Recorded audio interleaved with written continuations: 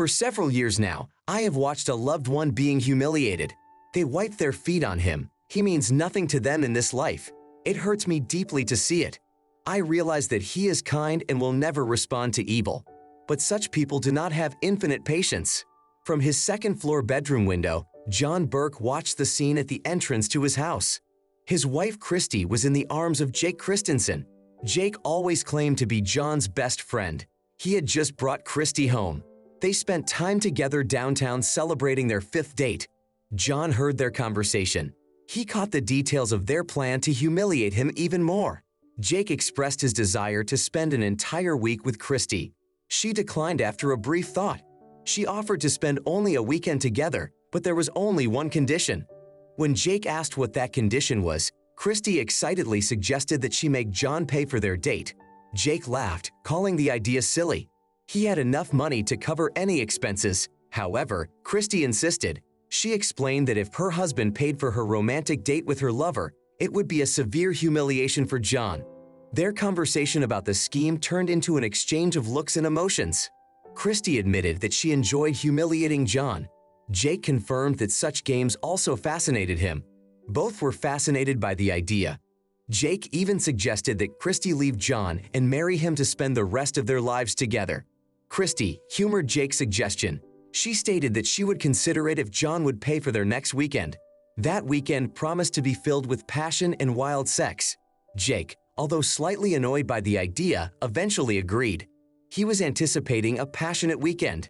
Afterward, he hugged Christy, whispered his plans to her, and headed to his car. He reminded her not to keep him waiting. He looked forward to their next meeting. Christy watched Jake walk away. He waved goodbye. Then she turned and walked into the house. John was waiting for her in the bedroom. She walked up to the bedroom and met his gaze. He was sitting on the bed waiting for her. Christy smiled as she looked down at him. She skillfully dropped her blouse to the floor, then casually and calmly unbuttoned her skirt. She let the skirt slide down to her feet. Completely naked, she headed for the bathroom. Leaving the door open, she glanced at her reflection in the mirror. She caught her husband's gaze in the reflection. Nonchalantly, she asked, "You heard our conversation, right? I'm leaving you for Jake. We plan to spend the weekend together having sex. You will undoubtedly pay the expenses. I intend to leave you for good and marry him." She said it frankly without taking her eyes off the mirror. John, with a heaviness in his voice, replied, "All these years, since we were married 3 years ago, I have paid all our bills. I was sure everything was fine between us. I did nothing but love you with all my heart and tried to show it every day. Can you really say you don't feel love for me?" Christy reacted to his words about love with disdain. Sarcastically, she rebuked him for the weakness and indecision that had allowed his best friend to start a relationship with his wife. The moment she was distracted from her reflection in the mirror, she noticed John standing at the window. Unable to contain his emotions, he began sobbing on the bed. Christy showed complete disrespect for John's feelings. "What a wimp you are," she said, accusing him of not caring about her in recent months. She questioned their marriage vows, mocking the words they spoke before the altar. Her words were drenched in sarcasm and contempt for John, whom she deemed unworthy of her attention and love. Despite her cruelty, John continued to plead with her. He expressed his unwavering love for Christy even as his heart was broken by her words. "You don't realize that I love you," he said. His gaze, full of love and admiration for her beauty, remained unchanged, just as it had on their wedding day when he happily put on her engagement ring. Christy, however, scornfully rejected his feelings. She declared that she would never let him touch her again. She even threatened to replace him with a real man who could fulfill her needs, then mocked John by suggesting, "I have a great suggestion for you. I could let you watch your best friend and I have sex on our bed," she said, lost in her fantasies. Christy didn't notice the sudden change in John's facial expression. His normally gentle facial features turned to sternness, his jaw muscles tensed and his hands clenched into fists. With anger, John, who had always been loving and gentle, unleashed a torrent of angry words for the first time, while Christy's hand, used to caressing him, froze in midair, not expecting such a reaction from him. Straightening up and turning her head, she watched as he left the room, starting down the stairs. With a sense of intrigue and slight apprehension, Christy left her hairbrush in the sink and hurried downstairs following John. she spotted him heading for the front door. "Where are you going? To the pub to get a drink and complain to the bartender about your lousy life? Or have you decided to run up to your mom and cry on her shoulder like a little boy?" She threw sarcastically at him as she stood on the stairs, arms folded at her sides. He stopped at the door and looked back at her sadly. After spending a few heavy seconds in silence, he realized that he had taken all he could from her and that he owed her nothing more. "Goodbye, Christy," he finally said before the door closed behind him. The sound of his car door opening and then slamming shut echoed outside. The engine came to life, and soon she saw him drive off. Where was he going? Christy thought. But then she just shrugged. To hell with him, let him go wherever he wants, she thought, dismissing the situation with disdain. Grabbing her phone, she dialed a familiar number. "Hello, my darling," she purred affectionately. "My favorite slipped away, so why don't you stop by? Are you on your way already? Hurry up, I can't wait." 3 days later, John pulled up to the house. He opened the garage door with the remote from his car. Once inside, he closed the large door behind him. Grabbing his briefcase, he headed resolutely into the house. Christy was sitting at the kitchen table, absorbed in reading the newspaper and enjoying a flavored coffee. At this time, John walked past her without a word and headed for his home office. Intrigued, Christy quickly stood up and walked to his office door. As she tried to enter, she found the door locked, which struck her as odd since John didn't usually lock it. After a short knock and the click of the lock, she was able to enter and saw John scrutinizing a map of the area on the computer. Assuming her husband was busy with an apartment complex project near the lake, Christy assumed she had caught John at work. He looked at her intently and briefly asked her what she wanted. Feeling insecure about her husband's unexpected rudeness, Christy began to express her concern. She admitted that she had been worried about him since he had disappeared for 3 days and hadn't answered his cell phone. Her words sounded unconvincing, given her recent disrespectful behavior toward him. John sarcastically wondered if she was really worried about him. That made Christy wonder. There was something different about him, as if he had changed inside. Trying to ease the awkwardness, she tried to touch him, but John dodged her touch. Offended, she asked if he wanted to kiss his wife after such a long absence. His gaze was filled with detachment. He studied her for a moment before he shook his head negatively and motioned for her to close the door behind him as he returned to his work at the computer. Christy was genuinely confused. Her usually attentive and affectionate husband was suddenly aloof and cold. Sitting next to him, he seemed like a completely different person. This made Christy involuntarily shudder. She carefully closed the study door behind her and quickly headed into the bedroom to get the phone. On the first ring, Jake's voice sounded on the other end of the line. "Jake, he's back," she began, "but something's wrong. He didn't even kiss me when he came over." With words of comfort, Jake replied that perhaps her husband had realized her departure and felt powerless to change the situation. He promised to come over in the evening and work things out together. Jake also promised to talk to Christy's husband, who used to be his best friend. He hesitated, but he hoped for the best. Christy agreed to meet with Jake that evening. John, hearing part of her conversation, smiled and continued working on his computer. That evening, when Jake arrived, Christy greeted him joyfully at the door. She put her arms around him and kissed him passionately. As they pulled away from each other, Jake pointed to the office door and asked if he could talk to John alone. Christy asked Jake to talk to John. Approaching the office door, Jake knocked. Finding the door locked, he shouted, "John, it's me, your friend Jake. Is there something we can discuss?" The sound of a lock clicking sounded as Jake entered the office. He greeted John with a friendly smile and held out his hand to greet him. His steps slowed, however, when he saw John sitting at his desk and leaning back in his chair, watching him intently. The initial smile on Jake's face disappeared and his hand dropped in a gesture of humility. "Close the door behind you and sit down," John said in a commanding tone, nodding toward the empty chair. Jake obediently closed the door and sat down, watching John slowly pour himself a drink. "Aren't you going to offer your friend a drink?" Jake asked as John was already closing the cap of the whiskey bottle and putting it back in place. John paused for a moment, looking at Jake as if he wasn't his friend. "Do you really consider yourself my friend?" he asked. Jake felt awkward, avoiding John's gaze. Damn, Christy was right, he thought to himself, realizing that John wasn't the weak beta male he was used to. "Sure, I've been your best friend for years," Jake replied. John smirked. Best friend, huh? He stretched the words, savoring their meaning.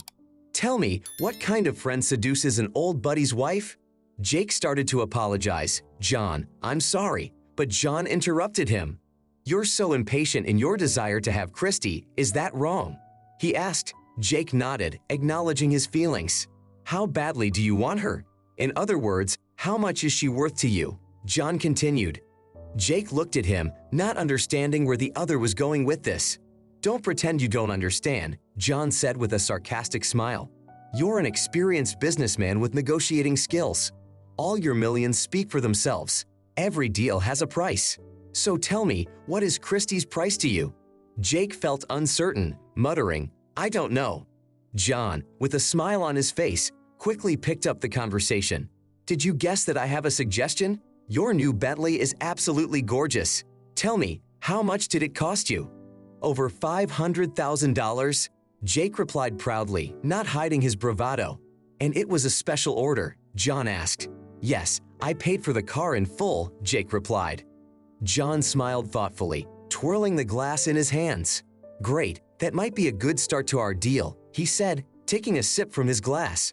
I also need 25% of your total equity, John added seriously. Wait, what did you say?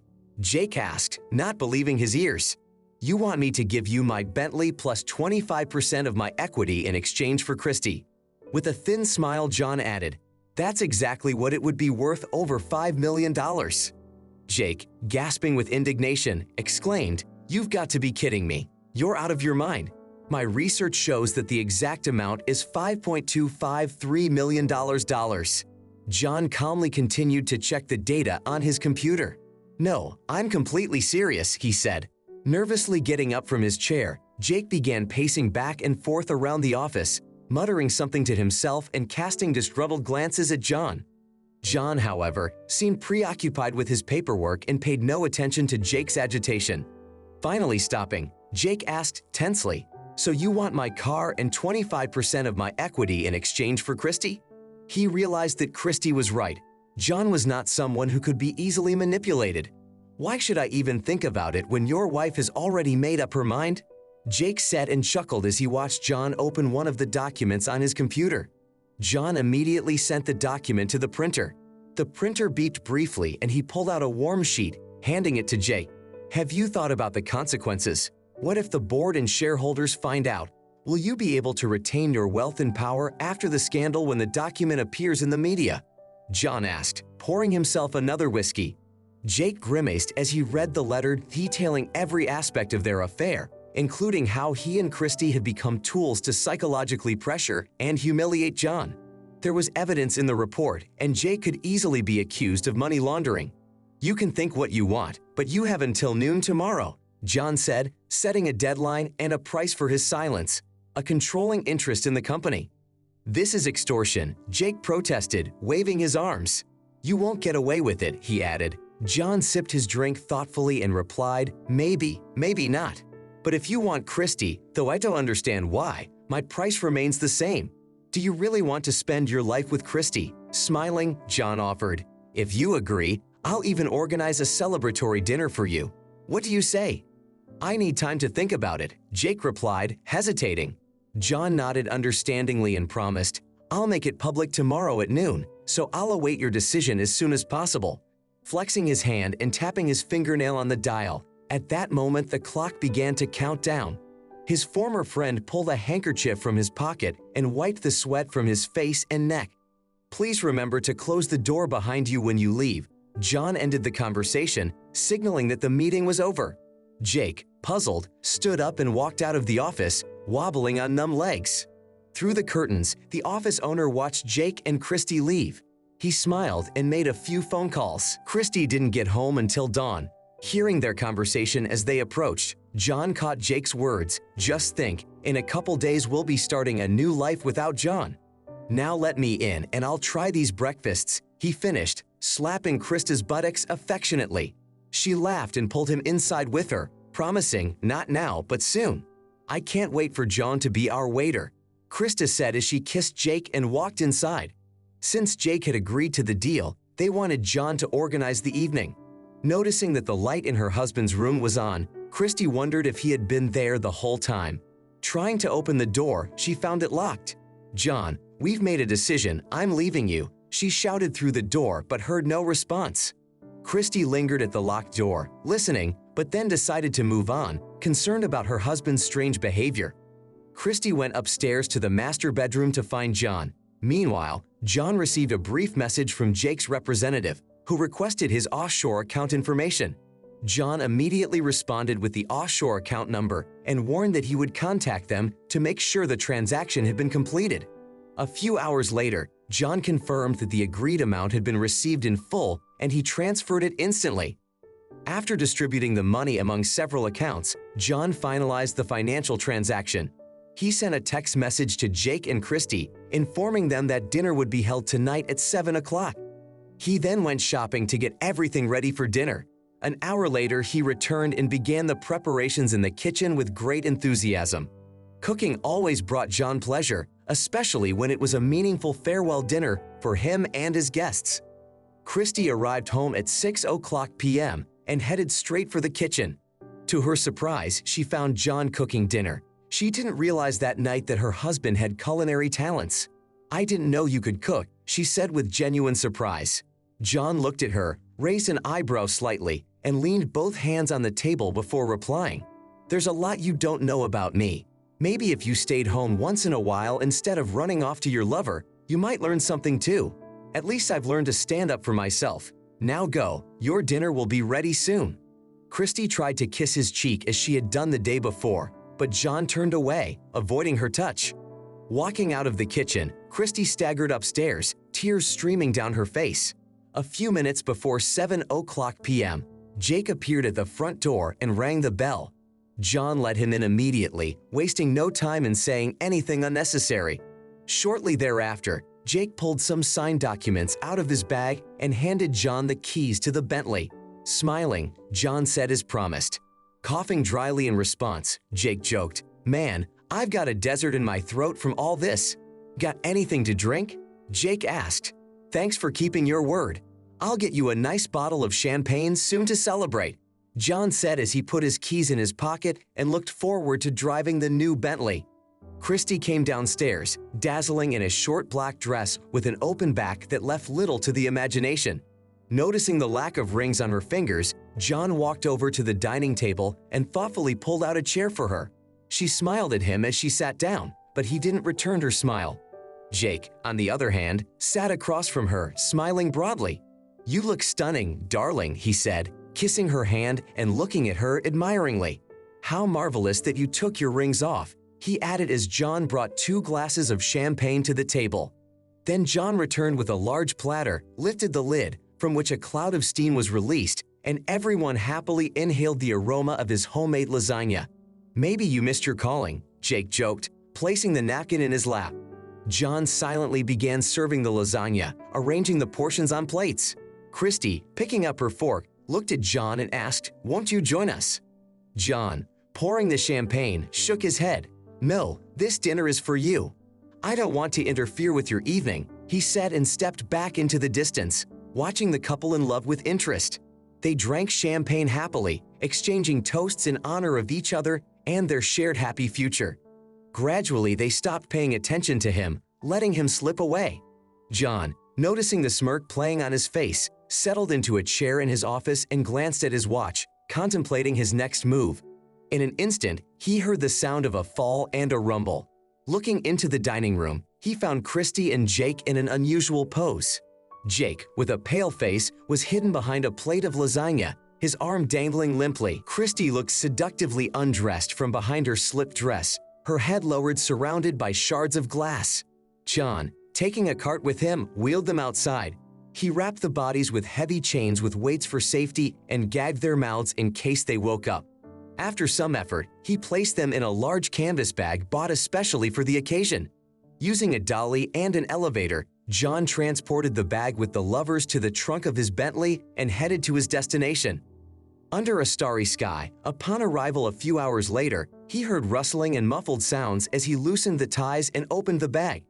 2 stunned heads peeked out, looking around in utter panic due to the darkness surrounding them. John leaned over the captives, holding a compact stun gun in his hand.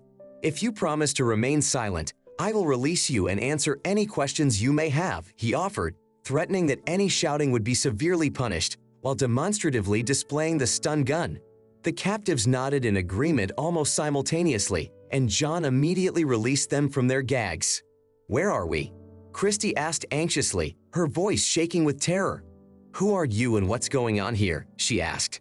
Jake also expressed his confusion. Turning to Christy, John said, "You are in a place where the real John decided to commit suicide." Christy didn't understand what any of this meant and assumed that they had been kidnapped by a maniac. "You've got it all wrong," John said. "How you two miserable and horrible people humiliated him," John continued, to the surprise of those present. He revealed that he was not John, but his twin brother, who not only had identical DNA, but the same name with matching initials. Christy and Jake were as startled by this revelation as a deer caught in headlights. "I warned him about you, Christy, but he was too in love to listen to me," John continued. He expressed regret for not intervening in their relationship at a crucial moment in their wedding, blaming himself for the repercussions that stunned him.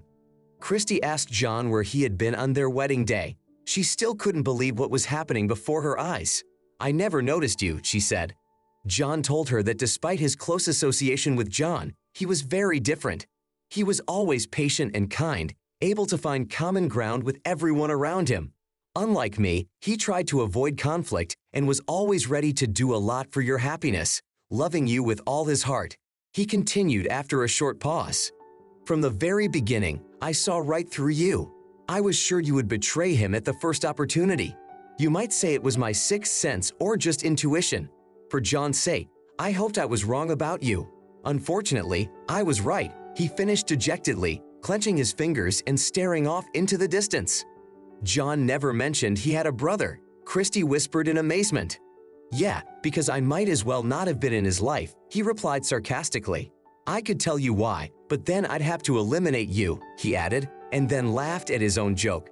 "As you can see, it's pretty dark right now, so you probably can't see your surroundings," he continued after the laughter subsided. "In case you're still wondering, we're in the heart of a bottomless lake. This is where John decided to put an end to all this madness a few days ago. He couldn't stand what you did to him any longer, so he took the easiest way out." With a heavy heart, he concluded, "I tried to stop him, but he was inconsolable." Tears flowed uncontrollably down Christy's cheeks as she turned to John, shaking with fear and sorrow. "Is it true that he passed away?" Her voice sounded so shaky that the air was filled with the sharpness of despair. John, making no secret of his contempt, replied in a distinctly mocking tone, "Yes, and in many ways you yourself had a hand in his death. You told him there was no love, that you didn't need him. That's the same as pulling the trigger, aiming a gun at his head." John shifted his gaze to Jake. His words pierced the air. "And you, Jake, you always pretended to be his friend, but in reality you stole his wife, betrayed him. Aren't you ashamed of what you did?" Jake started to answer, "He was always my friend," but John interrupted him, "You were never really his friend. You used him, played on his feelings, humiliated him every chance you got." John continued to ruthlessly expose Jake, who was seized with despair and spewing out emotional pain. "You promised we'd be together, but you lied," Jake said. John just smirked coldly in response to Jake's accusations. "Yes, I said you would be together, and I didn't lie. I just didn't specify that your life together would be short. After all, you will die on the same day. That's only fair after everything you did to my brother." Christy continued to cry, begging for mercy. "Please don't do this," they cried out. But John's words were only the merciless truth he had uncovered, exposing the bitter, treacherous game that had led to tragedy. John looked at her with cold indifference. Before you rejected him so cruelly, shattering his dreams and betraying his trust, he was depressed. When he told me about it, your reaction was only a cold laugh, assuming he had resigned himself to the role you had prepared for him. Well, now it's your turn to face the inevitable." "You're crazy," she exclaimed, frantically rummaging through her bag. "Come on, you win. You can't get away with this."